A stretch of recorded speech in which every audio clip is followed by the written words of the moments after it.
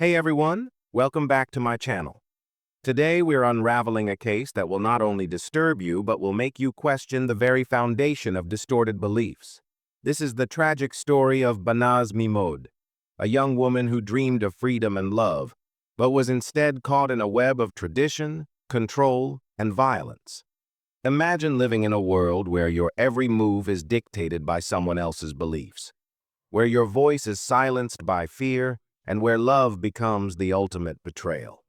Today, we're diving deep into how one family's twisted sense of honor led to a devastating act that shocked the world. Before we get started, don't forget to hit that like button and let us know in the comments where you're tuning in from. This is a case that will leave you questioning everything you know about culture, honor, and justice. Let's dive into this heartbreaking story. On January 26, 2006, a young man named Ramat Suleimani walked into a police station to report his girlfriend Banaz Mahmod missing. He had been unable to reach her for over a week and was deeply concerned for her well-being. However, the police didn't initially take the report seriously. Since Ramat had no direct family ties to Banaz, they dismissed it. But eventually, they had no choice but to investigate further. When the police visited Baz's home, they found no evidence to support Ra's claims. Her parents acted unusually calm, showing no signs of concern for their daughter's disappearance. They insisted that Baz was probably at a friend's house and that she hadn't been home for a while. Satisfied with the parents' explanation, the police were about to drop the case. But Ramat wouldn't give up. He kept returning to the station, harassing the authorities with daily visits, demanding they take action. His determination to find Banaz was unwavering. Banaz Mahmod was born on December 16, 1985 in Iraq, to a traditional Iraqi Kurdish family with deeply religious views. They lived in the rural tribal area of Qadisa in Iraqi Kurdistan. Her parents, Mahmoud Babakir Mahmoud and his wife Aya, had a son named Bahman and 5 daughters, including Banaz. Their family followed the strictest traditions regarding the roles of women. In 1995, when Banaz was just 10 years old, her family fled to the UK seeking a better life. But despite moving to a modern country, their deeply traditional views remained unchanged. They continued to live within a religious community, refusing to adapt to Western beliefs and customs. At the age of 17, Banaz was forced into marriage with a man 10 years her senior. He had just flown in from Iraq, didn't speak a word of English, and was illiterate. Banaz had only met her future husband 3 times before their wedding. One of those times was on her father's property. Banaz, a girl with brown eyes, long dark hair, and a kind smile, had no choice but to submit to her family's traditions. She moved into her new husband's home, which turned out to be a nightmare. From the very first day, her husband subjected her to abuse, both emotional and physical. The beatings and cruelty became a daily part of her life. Having spent part of her life in the UK, Baz had seen how modern people lived, and she couldn't accept the oppression she faced. She made multiple attempts to escape her husband's violence, returning to her father's house each time. However, her family, rather than offering support, forced her to go back to her husband, reinforcing the oppressive tradition. Despite the horrific treatment she endured, divorce was never considered an option for Banaz. It was seen as a disgrace, not just for her, but for the entire Mahmod family. Unable to find any support from her relatives, Baz took matters into her own hands and visited the police twice. Unfortunately, she was once again left to face her tormentor alone, with no one bothering to question her husband about her injuries or the abuse she was suffering. After 2 agonizing years of marriage, on July 20th, 2005, Baz finally ran away from her tyrant of a husband and returned to her parents' home. This would be the first step in the tragic chain of events leading to her disappearance. For the first time in years, Banaz felt as though she could breathe again. She met a man named Ramat Suleimani, and the once bright and hopeful 19-year-old girl began to fall in love. Ramat, charmed by her beauty and modesty, also grew fond of her. They enjoyed each other's company immensely, but had to keep their budding relationship a secret. They exchanged phone numbers but could only speak to each other twice a day, once in the morning and once at night. Ramat was different from the men she had known. He was calm, judicious, and polite. He treated Baz with deep respect and tenderness, quickly winning her heart. Within a short time, they began to dream about their future together, a wedding, a happy family, and even names for their future children. These dreams filled Baz with joy and gave her a sense of hope, helping her cope with the immense pressure from her family, who still could not accept that she had left her husband. However, things took a darker turn in early October 2005. While walking down the street, Baz noticed a car following her, and she realized that someone was tailing her on foot as well. From their appearance, she recognized them as members of the Kurdish diaspora, likely sent by her father to keep an eye on her. Banaz, who knew the strict values of her family all too well, grew increasingly fearful for her safety. On October 10th, 2005, unable to shake her unease, Banaz went to the police once again, seeking help. During a 2-hour interview, Baz shared the harrowing details of her life with her abusive husband, the injuries she'd endured, her family's disdain, and the ongoing surveillance she was under. She told the detective that her tyrant of a husband had repeatedly beaten her, and during one of the assaults, she nearly had a tooth knocked out for simply calling him by his first name. She also expressed to the police her grave concerns for her safety, even her life. Yet, despite her desperate plea, her statement was pushed aside and went unnoticed. Detectives didn't bother to follow up with her family or verify her claims. Once again, Baz's statement was dismissed. She was told that if she felt in danger, she could contact the police again. For the next 2 months, Baz and Ramat continued to meet in secret, undetected. But in early December 2005, while they were meeting near a London subway station, they were spotted by members of her father's clan. News of this disgrace was quickly relayed to her father. That same evening, a council of male relatives gathered at the Mahmod family home. In the heated discussion that followed, her uncle, Ahmad, declared that to restore the family's honor, Banaz must be killed. Banaz overheard this conversation, her worst fears now fully realized. In December 2005, Banaz went to the police once more, detailing the months of surveillance and revealing that she had learned her family had plans to kill her. She even named 5 relatives who were likely to carry out the murder.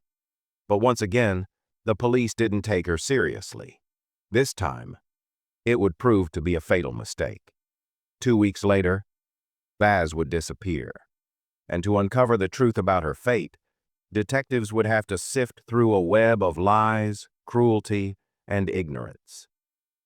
Baz's father tricked her into coming to a relative's house, claiming they would discuss her divorce.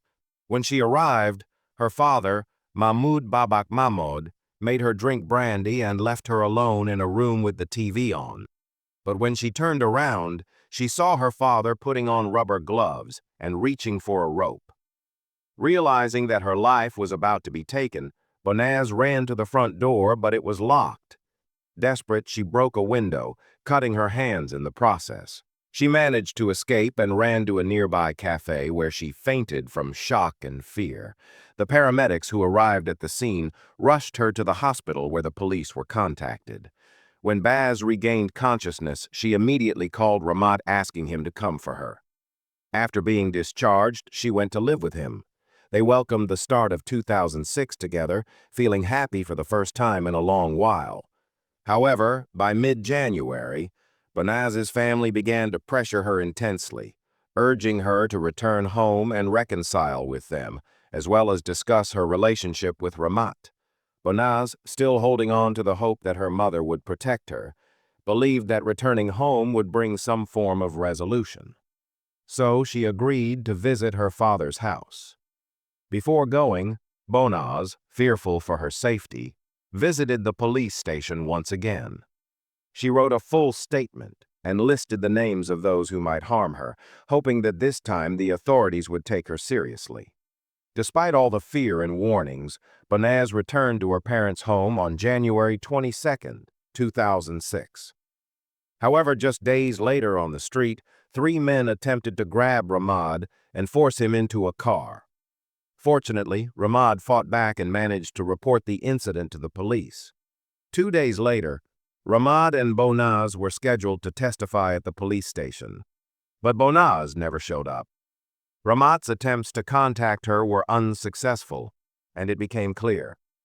Banaz Mahmod had disappeared after returning to her family's house. Ramad, who had been in constant touch with her, was extremely worried. He filed a missing persons report with the police, and his persistent appeals for help eventually brought results. The case of Basmad's disappearance was escalated to the Homicide and Serious Crime Directorate, with Chief Inspector Caroline Good appointed to lead the investigation. Initially, it was believed that Baz was being held captive in a house belonging to the diaspora community. Inspector Good launched a large-scale search of properties connected to the Mahmod family. Baz's father, uncle, and ex-husband were brought in for questioning, while searches began for three other men named on the list Baz had provided to the police in December 2005: Omar Hussein, Muhammad Ali, and Muhammad Marid Hama. All three were Baz's cousins. When the police searched the area and tried to question the family, the doors were slammed in their faces. The family refused to cooperate, and the investigation into Banaz's disappearance quickly became frustrating. Incredibly, no photos of Baz were found at her family's home, and Caroline Good's team was shocked by the family's complete indifference toward the case. As the investigation progressed, 30 people came under suspicion, all of whom were arrested and interrogated. During searches, more than 20 vehicles and 300 cell phones were seized. Everyone questioned seemed determined to slow down the investigation, offering contradictory statements about Banaz's whereabouts. Some lied, claiming to have seen her after her disappearance, while others, including Banaz's own mother, refused to speak with the police. A few even went so far as to claim Baz had become a fugitive. Realizing that no one in the family would cooperate voluntarily, Caroline Good sought permission to install listening devices in the cells of those arrested. At the time, Banaz's father, uncle, and Muhammad Marid Hama were still behind bars, while the other two men on the list had managed to flee to Iraq. When the first results from the wiretaps came in, they revealed shocking details. Not only did the three arrested men show no remorse, but their conversation seemed to savor the details of Banaz's brutal death. The detectives were horrified to learn that in the early hours of January 23rd, the Mahmod family had deliberately left their home, allowing Ali, Hussein, and Muhammad Marid Hama to enter. Inside, they attacked Banaz, subjecting her to 2 hours of severe beatings and violence. At the end of the horrific torture, Muhammad Marid Hama tightened a cord around Baz's neck and strangled her. As he recounted the final moments of Baz's life, he couldn't contain his laughter. But it was the confession of her cousin Muhammad Marid Hama that became the pivotal moment in the investigation. He admitted to being present when Ramat was threatened, and this admission led to a breakthrough. While Muhammad Marama was held in a cell awaiting trial, his phone conversations were secretly recorded. Caroline Good, with growing horror, listened to these recordings, where Muhammad Marama proudly recounted the brutal details of Banaz's murder. In chilling detail, he described how they had executed the crime. Baz had been vomiting and terrified, but remained silent throughout the ordeal. He revealed how he wrapped the rope around her neck 3 times, tightening it so much that it dug into her skin. As he spoke excitedly, he described how he placed his feet on her back and pulled the rope, tightening it further. Baz fought for her life until her final breath. It took the killers more than half an hour to end her life. Caroline Good and the detectives, who had seen their share of horrors, were overcome with emotion as they realized the sheer brutality Baz had endured. At the time of the abuse, Banaz's cousin, 30-year-old Baishewan Hama, had been in the house and helped the perpetrator stuff Baza's lifeless body into a suitcase. Ariamo then dragged the suitcase out of the house to a waiting vehicle.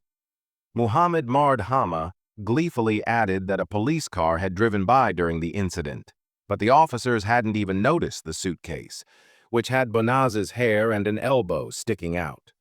The very people who were supposed to protect her from harm had instead plotted her murder. They strangled her with a shoelace and crammed her body into the suitcase. Then they drove the grim cargo out of London. The perpetrators, in their twisted conversations, mentioned a dilapidated house with a garden in Birmingham. Caroline could cross-reference this information with phone movement data and determine the area where they needed to search. Given the vastness of the location, the search would take time. However, the criminals themselves, in their arrogance, helped the investigation by being talkative. They literally reveled in their act of retribution. During one of the recorded conversations, one of the men suddenly asked his accomplice if they had put the freezer back in its place. Caroline Good immediately knew what she had to search for. A police helicopter was dispatched to the area, and as it circled repeatedly, it spotted a house with a backyard cluttered with trash. Among the black garbage bags, a white oblong object looking strikingly like a freezer stood out. The police then inspected the house, and after confirming their suspicions on the ground, began digging in shifts. But after digging down to their shoulders, the officers were ready to give up, all except Caroline Good. She remembered Muhammad Marid Hama's boastful words, where he had laughed in front of his relatives, saying that he had buried Banaz so deep that only an informer would be able to help find her. Refusing to back down, Caroline Good convinced her team to continue the search for one more day. Late in the evening of April 28, 2006, they finally found the suitcase containing Banaz's remains. Her body was in a terrible state, so only dental records and DNA could confirm her identity. Banaz had been folded into a fetal position, hidden inside a suitcase, and buried beneath a freezer in the garden of a house in Birmingham. On May 1, 2006, the suspects were charged. Throughout the process, they showed no remorse, convinced that they had done the right thing. Muhammad Marama smugly declared that the case would never reach trial, claiming that his actions were simply acts of retaliation.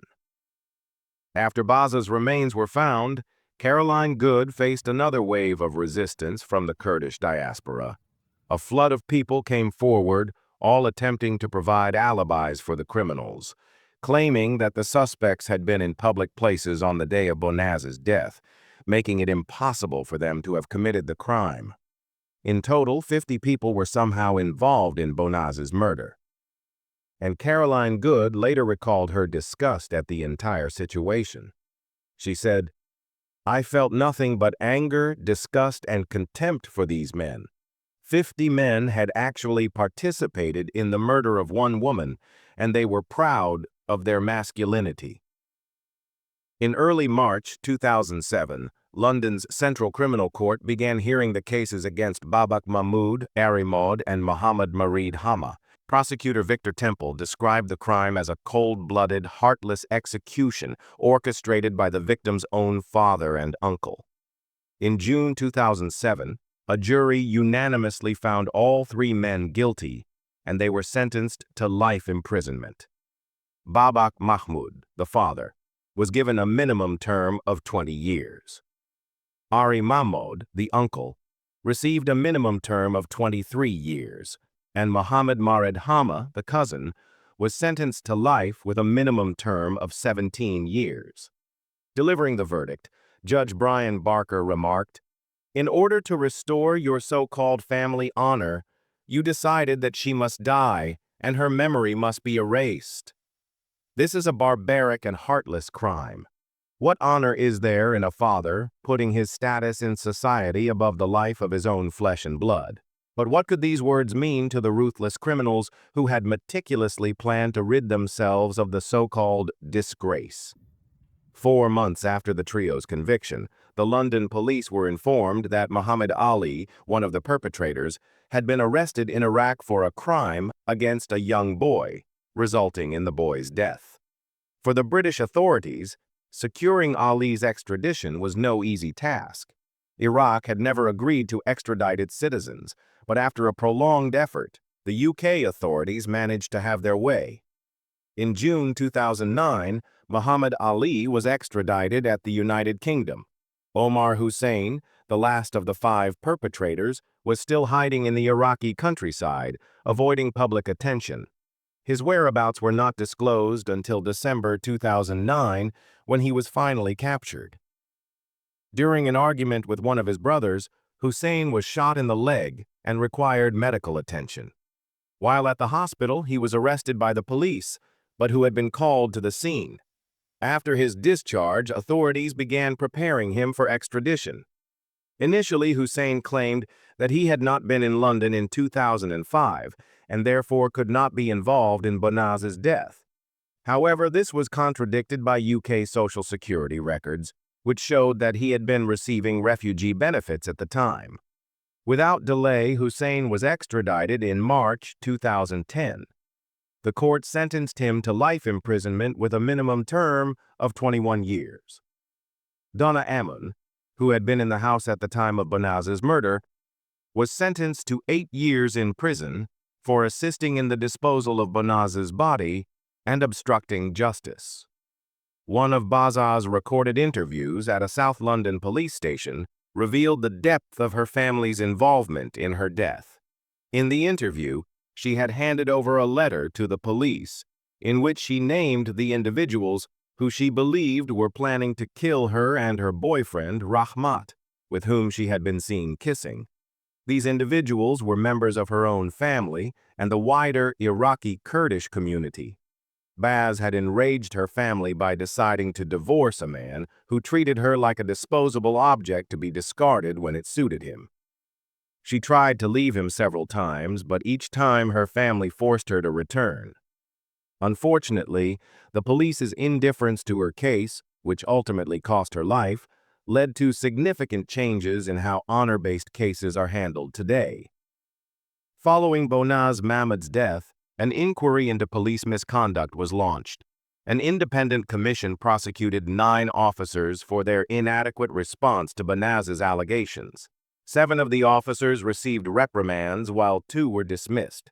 The case also highlighted the tenacity of Caroline Good and her team, who not only managed to locate Banaz's body, but also secured the conviction of her father and uncle and brought the escaped criminals back from Iraq.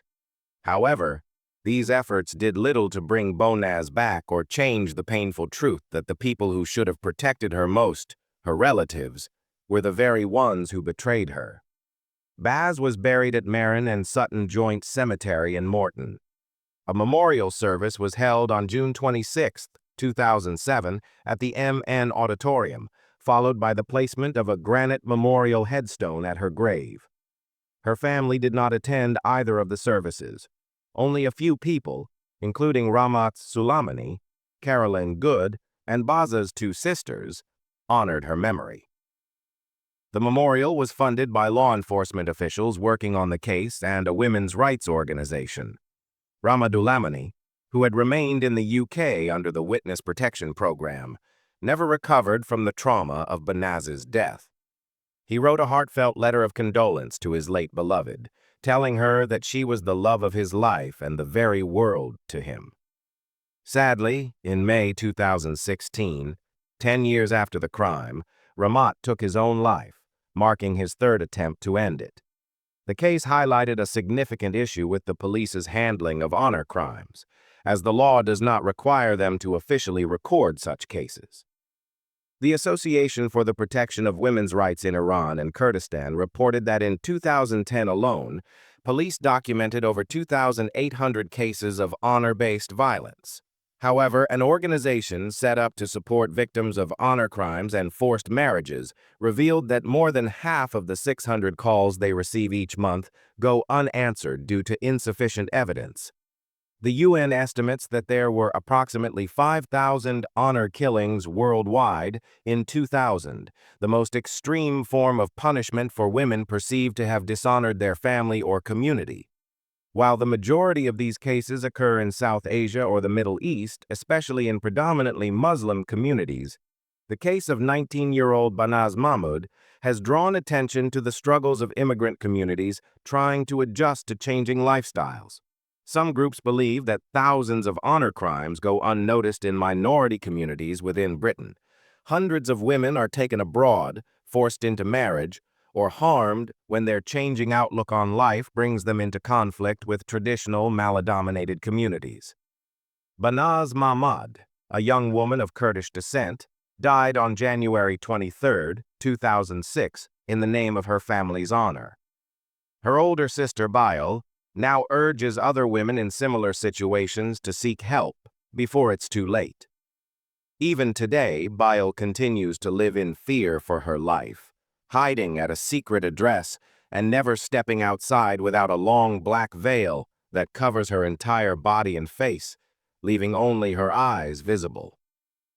For women like her, even living in hiding comes with the constant fear of being found. Banaz's tragic story shows that there was never going to be a happy ending for her, trapped in a cycle of violence and oppression. For many women in these communities, submission and dependence on men are deeply ingrained from a young age, instilled with their mother's milk, as they say. Yet Banaz's case became a catalyst for change. The Metropolitan Police team, responsible for the investigation, which led to the discovery of Banaz's body and the eventual conviction of those involved in her murder, won an award for their exceptional work. Chief Inspector Caroline Good was awarded the Royal Police Medal for her leadership during the investigation. A videotape, which had long gone unnoticed by the public, became crucial evidence in the case.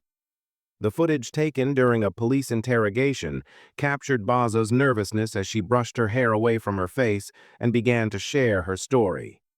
Quietly and with great detail, she described the abuse she endured at the hands of her husband.